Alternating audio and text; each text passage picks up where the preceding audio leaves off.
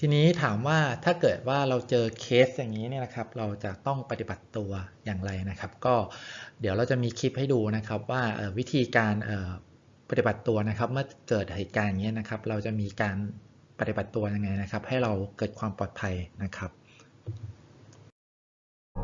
I should probably get out and see how bad the damage is. Wait. Are those telephone wires or power lines? Either way, they could be hot. No way to be sure. Don't take any chances. Just stay in the car and call 911. Good thing I actually paid attention during that safety meeting. Hi, this is Stephen Stonebanks. I've been in a car accident. I hit a power pole. I'm on Highway 18, somewhere east of the 356th Street exit, a couple of miles. No, I'm okay, but there are power lines on my car. Okay, yeah, I know. I won't move until you tell me that the line is de-energized. Yes, I will stay put. Okay, please hurry. Thank you.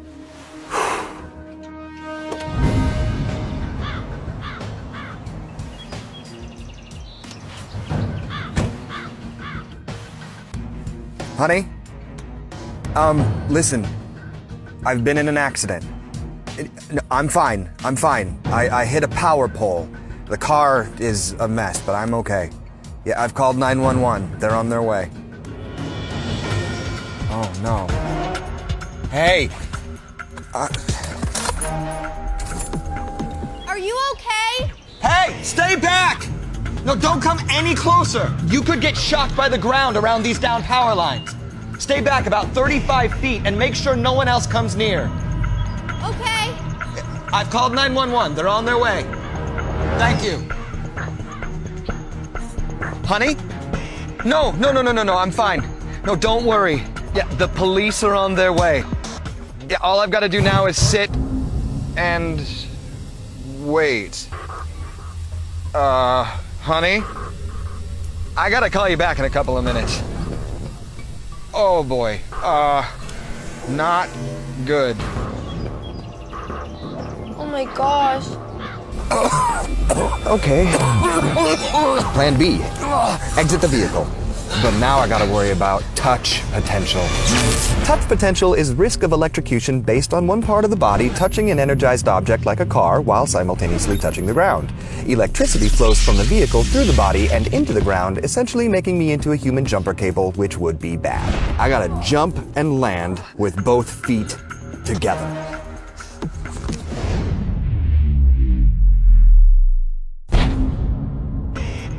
Whew! Okay. Now, step potential. Because the ground is energized, electrical current can travel through me if my feet aren't close together. Electrical current enters through one foot and out the other. The further apart my feet are, the greater my chances of getting shocked. So, I must move away using short, shuffling steps. Shuffle, shuffle, shuffle. There you go. You got this, Stephen. No large steps, just keep on shuffling. Every day I'm shuffling. I'm sorry, I can't come to the phone right now. I'm busy trying to stay alive at the moment. Almost there.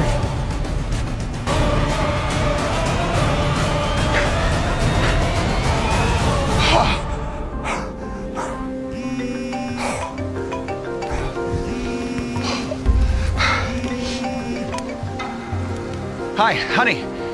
No, everything's okay. No, nobody got hurt today. Well, except the, Remember how we were talking about getting me a new car?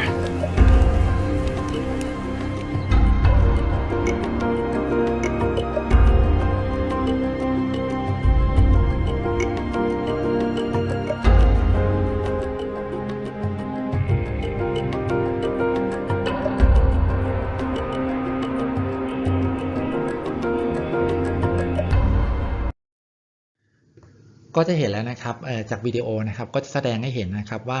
ถ้าเกิดว่าเราขับรถไปชนสายส่งแรงสูงนะครับแล้วสายส่งแรงสูงเนี่ยนะครับมันพาดมาที่รถเรานะครับเราควรจะทำยังไงนะครับ ก็คือพอสายส่งแรงสูงเนี่ยครับพาดมาที่รถเรานะครับมันก็จะทำให้รถเราเนี่ยมีความต่างศักย์เท่ากับสายส่งแรงสูงนะครับงั้นวิธีการที่เราจะออกจากรถนะครับก็คือไม่สามารถเอามือเนี่ยไปจับที่รถแล้วก็ขามาแตะที่พื้นได้นะครับอย่างในคลิปเนี่ยนะครับเขาก็จะให้เรากระโดดออกจากรถนะครับทีนี้พอเรากระโดดออกจากรถนะครับเนื่องจากสายส่งแรงสูงเนี่ยพอมันพาดที่รถนะครับมันก็อาจจะมีความต่างศักย์นะครับในพื้นดินเนี่ยที่ไม่เท่ากันนะครับขึ้นอยู่กับระยะห่างนะครับจากจุดที่สายส่งแรงสูงมันตกลงมานะครับก็จะมีความเสี่ยงจากสเต็ปวอลเตจนะครับฉะนั้นเนี่ยนะครับจากคลิปก็จะเห็นว่าก็จะให้เดินแบบเท้าซอยถี่ๆนะครับเล็กๆไม่ให้ห่างกันมากนะครับเพื่อที่ไม่ให้ความต่างศักย์ของขาทั้งสองข้างเนี่ยนะครับมันต่างกันเยอะนะครับเพราะว่าถ้าเราก้าวแบบยาวๆเนี่ยนะครับพอมันมีความต่างศักย์ระหว่างขาสองข้างเยอะเนี่ยก็จะทำให้เราโดนอิเล็กทริกช็อคได้นะครับก็ก้าวถี่ๆออกมานะครับแล้วก็พยายามอยู่ให้ห่างๆจากบริเวณที่มันมีอุบัติเหตุเกิดขึ้นนะครับทีนี้เนี่ยถามว่าพอเราโดนอิเล็กทริกช็อคแล้วเนี่ยนะครับมันจะทำให้เราเกิดอะไรขึ้นกับร่างกายเรานะครับอย่างแรกเลยนะครับก็คือว่าไอ้จุดที่เราไปโดนไฟช็อคอิเล็กทริกช็อคนะครับโดนไฟดูดเนี่ยนะครับก็อาจจะทำให้ผิวหนังเนี่ยไหม้เกิดการไหม้ได้นะครับแล้วก็ถัดมานะครับก็จะเป็นเรื่องของหัวใจเรานะครับที่อาจจะเต้นผิดปกตินะครับรวมถึงถ้าเกิด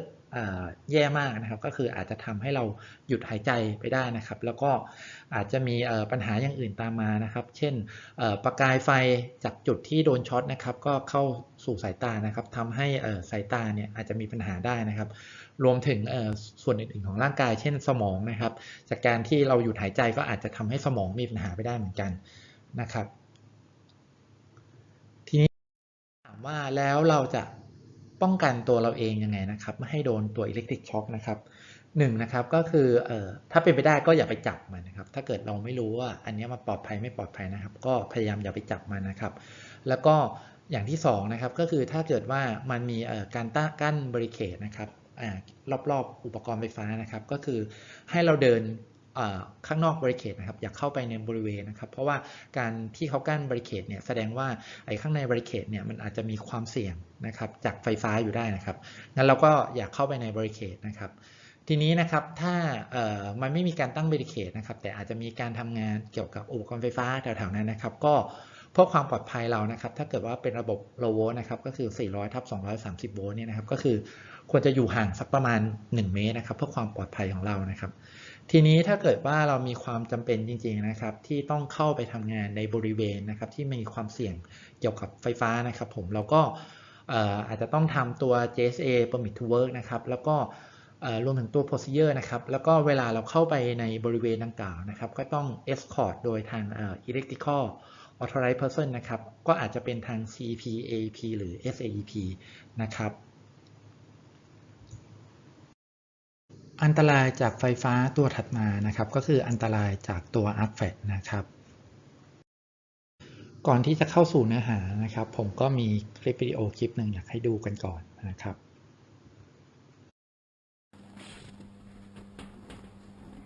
Так? Выполняй.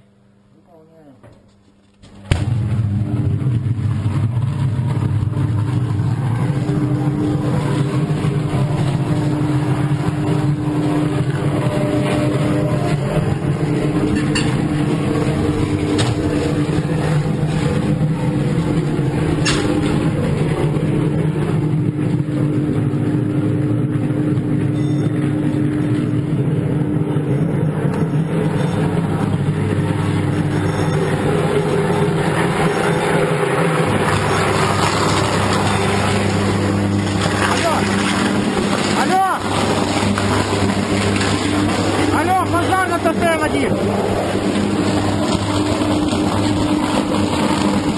Пожар на ТТ-1. Отделитель. จากคลิปก็จะเห็นว่ามีช่างไฟฟ้า2 ท่านนะครับก็คือเข้าไปทำการสวิตชิ่งอุปกรณ์ไฟฟ้านะครับแล้วก็จังหวะที่ทำการสวิตชิ่งนะครับก็เกิดอาร์คแฟลชขึ้นนะครับแต่ว่าโชคดีที่ว่าไม่มีใครได้รับบาดเจ็บนะครับ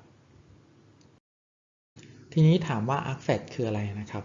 อาร์คแฟลชก็จะเป็นการปลดปล่อยพลังงานนะครับจากการที่เกิดอาร์คฟอร์นะครับ โดยการเกิดอาร์คฟอร์นะครับโดยปกตินะครับก็จะเกิดจากการที่กระแสเนี่ยนะครับไหลผ่านอากาศนะครับจากคอนดักเตอร์2ตัวนะครับซึ่งไอตัวอาร์คตัวนี้นะครับเวลาเกิดเนี่ยนะครับมันก็จะมีอุณหภูมิสูงมากนะครับโดยอุณหภูมิเนี่ยมันจะสูงประมาณ5เท่านะครับของ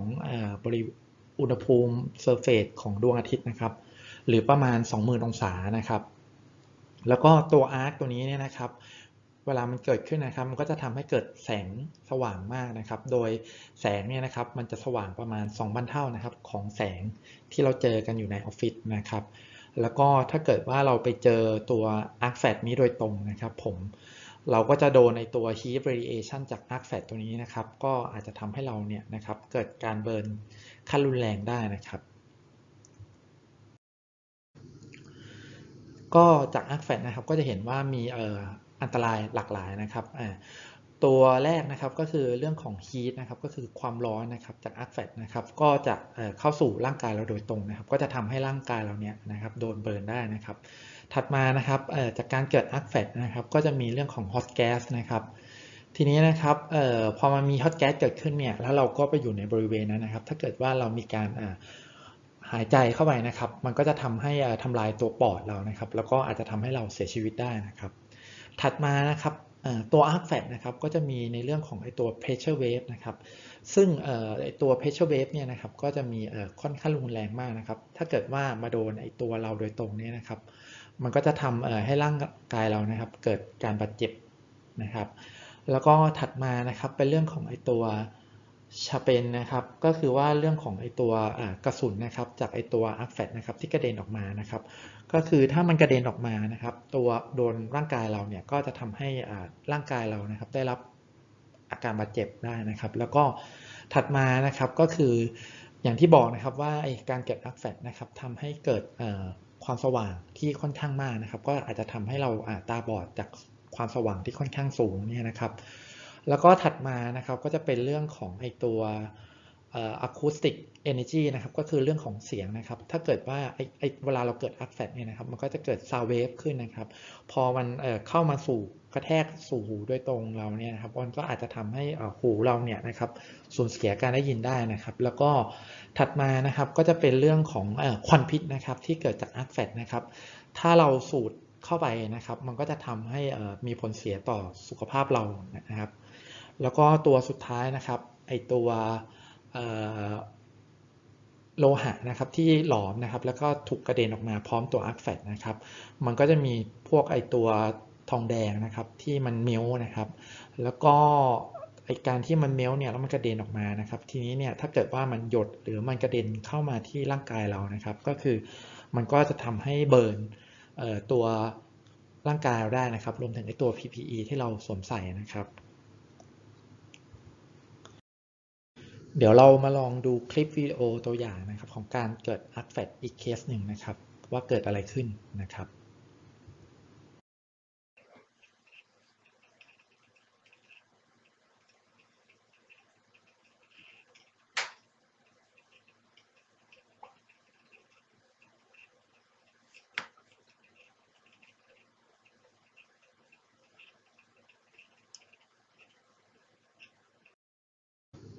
จากคลิปนะครับก็จะเห็นว่าก็จะมีช่างไฟฟ้า2ท่านนะครับเข้าไปทำงานไฟฟ้าตามปกตินะครับโดยงานที่เขาทำนะครับก็คือการแค่ทำการlag in breaker เข้าไปนะครับให้อยู่ในตำแหน่งพร้อมที่จะใช้งานนะครับก็จะเห็นว่าตำแหน่งที่เขาทำการdraw in เข้าไปนะครับก็จะว่าจังหวะตรงกลางเนี่ยนะครับอาจจะมีข้อผิดพลาดของไอตัว mechanical นะครับแล้วทำให้เกิดตัว arc flash นะครับซึ่งจากเหตุการณ์นี้นะครับก็ทำให้ช่างไฟฟ้านะครับที่ทำการlag in ตัว circuit breaker ดังกล่าวนะครับเสียชีวิตนะครับ